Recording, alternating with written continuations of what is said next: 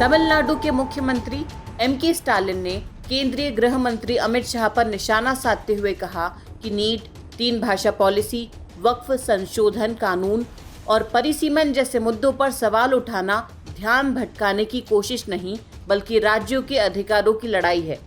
उन्होंने अमित शाह को चुनौती देते हुए कहा कि अगर डीएमके वास्तव में ध्यान भटकाने का प्रयास कर रही है तो अमित शाह को इन मुद्दों पर तमिलनाडु की जनता को स्पष्ट जवाब देना चाहिए।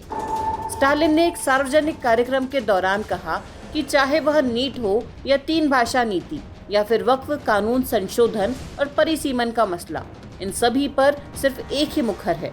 क्या राज्यों के अधिकारों की मांग करना गलत है? उन्होंने यह भी कहा कि तमिलनाडु सिर्फ अपने लिए नहीं बल्कि पूरे देश के राज्यों के अधिकारों की बात कर रहा है। स्टालिन ने कहा कि सिर्फ अमित शाह ही नहीं बल्कि कोई भी शाह तमिलनाडु पर राज नहीं कर सकता। उन्होंने कहा कि तमिलनाडु दिल्ली के कंट्रोल से बाहर है। साथ ही कहा कि हम आपके द्वारा कानूनी रूप से पैदा की गई सभी बाधाओं को तोड़ देंगे। कार्यक्रम के दौरान सीएम स्टालिन ने कहा कि अमित शाह कहते हैं कि वे 2026 में यहाँ सरकार बनाएंगे, लेकिन मैं उन्हें चुनौती देता हूँ कि तमिलनाडु दिल्ली के सामने नहीं झुकेगा। छापेमारी करने, पार्टियों को तोड़ने और सरकार बनाने का आपका फॉर्मूला तमिलनाडु में काम नहीं करेगा। उन्होंने कहा कि 2026 में केवल द्रविड़ मॉडल की सरकार बनेगी। हम दिल्ली के लिए हमेशा नियंत्रण से बाहर हैं। क्या आप यहाँ किसी को धमकाकर और गठबंधन बनाकर जीत सकते हैं? आप जिसे लाना चाहें ला सकते हैं, हम भी देखते हैं। स्टालिन ने कहा कि मैं पूछना चाहता हूं कि आपने तमिल का अपमान कैसे किया?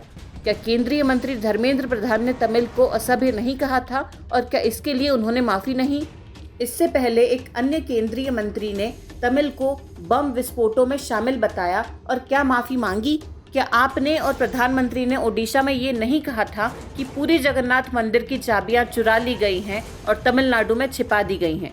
स्टालिन ने कहा कि आपने फूट डालो और राज करो नीति अपनाई, जबकि एक तमिल आईएएस अधिकारी नवीन पटनायक के साथ थे और पूछ रहे थे कि तमिल कैसे ओडिशा पर शासन कर सकता है।